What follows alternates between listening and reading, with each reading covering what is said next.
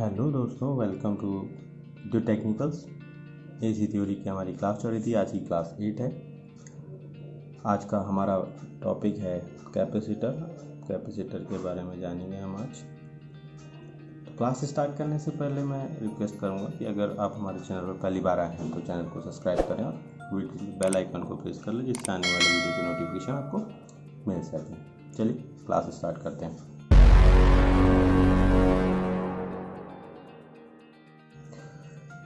Capacitor, Hindi में बोलते हैं इसे संधारित्र। ये होता क्या है दोस्तों, आप लोगों ने देखा होगा कभी कभी आपके घरों में जो फ़ैन होता है वो स्विच ऑन करने पर भी रोटेट नहीं होता है। तब आप अगर उस पर कुछ फोर्स लगाएं तब क्या होता है, वो रोटेट करने लग जाता है। अगर आप किसी इलेक्ट्रीशियन को बुलाएं और इलेक्ट्रीशियन से पूछें उसका कारण, तो इलेक्ट्रीशियन आपको बताएगा कि उसका कंडेंसर जो है ख़राब हो गया है और वो कंडेंसर आपको चेंज करके दे जाता है और आपका फ़ैन जो है स्मूथली घूमने लग जाता है। इसे हम पैसिव एलिमेंट कहें या पैसिव डिवाइस कहें। ये ऐसी डिवाइस है जो चार्ज को स्टोर करती है, जो आपका इलेक्ट्रिकल चार्ज है उसको स्टोर करती है। इसमें होता क्या है दोस्तों, इसमें होता क्या है, आपने देखा होगा कि जो आपके घरों में जो फ़ैन में जो कंडेंसर होता है वो कंडेंसर कुछ इस तरह से दिखता है और उसके ऊपर जो है 2 तार निकले हुए होते हैं, ठीक है ना। अगर अंदर की हम बात करें तो अंदर इसमें ऐसा ही एक सर्कल और होता है। तो एक तार जो होता है आपका इससे और दूसरा तार जो है आउटर प्लेट से कनेक्ट होता है और इन दोनों के बीच में जो है आपके डाइलेक्ट्रिक मटेरियल यानी परावैद्युतिक पदार्थ ये भर दिया जाता है और इसके थ्रू जो है ये दोनों प्लेटें आपस में सेपरेट कर दी जाती हैं। अगर हम बात करें इसके सिंबल की, तो कुछ सिंबल इसका इस तरह से बनता है और इसको जो है हम सी से प्रदर्शित करते हैं दोस्तों, है ना। सी से इसको प्रदर्शित किया जाता है। इसकी यूनिट की बात करें यानी मात्रक की बात करें तो इसकी यूनिट फैराड होती है और इसको हम एफ से लिखते हैं। छोटी यूनिट आपने देखा होगा माइक्रो फैराड, पिको फैराड, इस तरह से इसकी छोटी यूनिट्स भी होती है। तो इसका मेन काम क्या है? इसका मेन काम, जैसा कि आपने देखा कि फ़ैन जो होता है फ़ैन में लगता है आपके, तो करता क्या है, ये चार्ज को जो है स्टोर करता है और जब आपको ज़रूरत होती है तब सडनली ये चार्ज को देता है। जैसे हमारा फ़ैन जो होता है, फ़ैन को इंस्टेंटली जो है स्टार्ट होने के लिए बहुत हाई करंट की आवश्यकता होती है। तो हमारा जो कैपेसिटर होता है वो फ़ैन को स्टार्ट करने के लिए स्टार्टिंग में बहुत हाई करंट दे देता है, जिससे उसको एक टॉर्क मिलता है और वो हमारा रोटेट करने लग जाता है। तो वहाँ पे अगर हम बात करें फ़ैन में या किसी मोटर में, तो आपको वहाँ पर 2 फेज़ की ज़रूरत होती है दोस्तों। और जबकि आपने देखा है कि हमारे घरों में जो सप्लाई आती है वो सिंगल फेज़ होती है।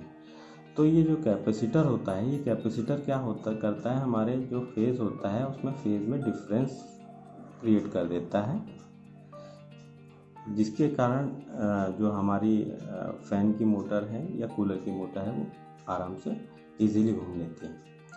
और आपने देखा होगा जो आपके जो पुराने जो फ्लैश कैमरे जो आते थे, जिनमें इमेज लेते समय बहुत हाई लाइट की ज़रूरत होती थी, तो आपने देखा होगा उसमें बैटरी लगती है, तो वो बैटरी इतना पावर जनरेट नहीं कर पाती है। इसके लिए क्या होता है, उसमें कैपेसिटर या कंडेंसर लगा होता है जो इंस्टेंटली उतना फ्लैश के लिए सप्लाई प्रोवाइड करवाता है।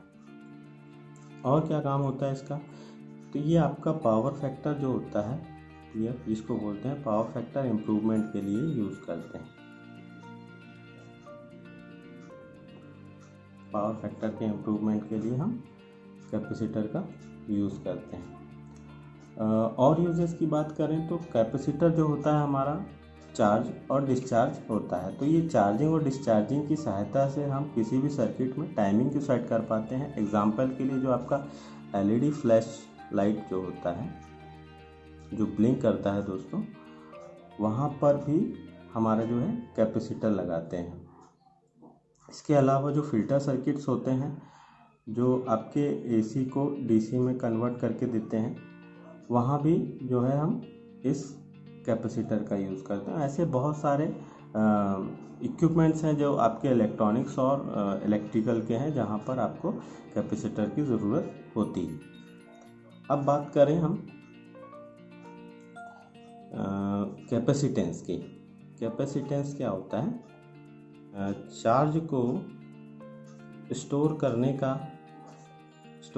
की प्रॉपर्टी, चार्ज को स्टोर करने की प्रॉपर्टी ही क्या कहलाती है दोस्तों? कैपेसिटेंस कहलाती है। अब बात करें हम कैपेसिटिव रिएक्टेंस की, तो जैसा कि हमने देखा है कि जो हमारा रेजिस्टिव सर्किट होता है उसमें रेजिस्टेंस होता है,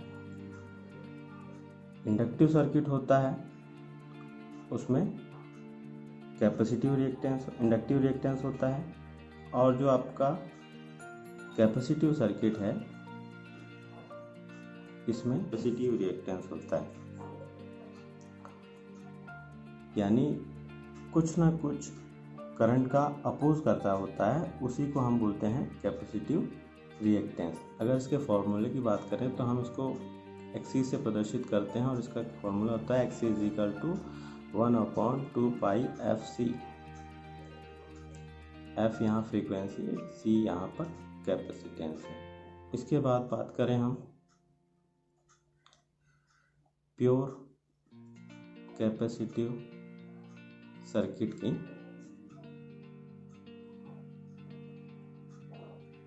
इसके लिए हम क्या करते हैं, जो हमारा कैपेसिटर है उसको हम एक एसी सप्लाई सोर्स से कनेक्ट कर लेते हैं।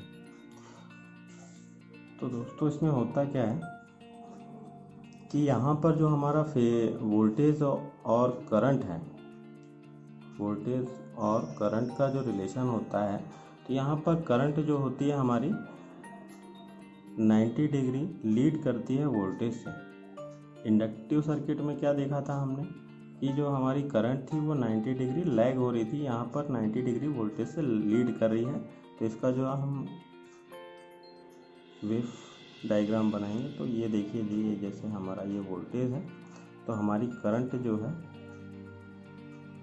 इस तरह से कुछ करंट का ग्राफ बनेगा।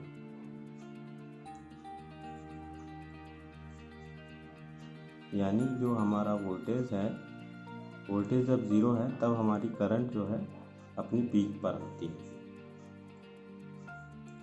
अगर हम यहाँ पर करंट की वैल्यू निकालें तो हमारे करंट की वैल्यू निकालने का फॉर्मूला वही ओम्स लॉ लगा देंगे हम यहाँ पर। IC इज इक्वल टू कहलाएगा V/R की जगह XC। ये हमारा करंट निकालने का फॉर्मूला होगा। और इसके वेक्टर डायग्राम की बात करें तो वेक्टर डायग्राम जो है दोस्तों इस तरह से होगा। ये हमारा करंट है, ये हमारा वोल्टेज है। इसीलिए दोस्तों जब यहाँ पर जो है आपकी करंट जो है 90 डिग्री लीड कर रही है, यहाँ पर जो करंट है आपकी वोल्टेज से 90 डिग्री लीड कर रही है, इस वजह से इसका यूज़ जो होता है आपके पावर फैक्टर इम्प्रूवमेंट के लिए होता है।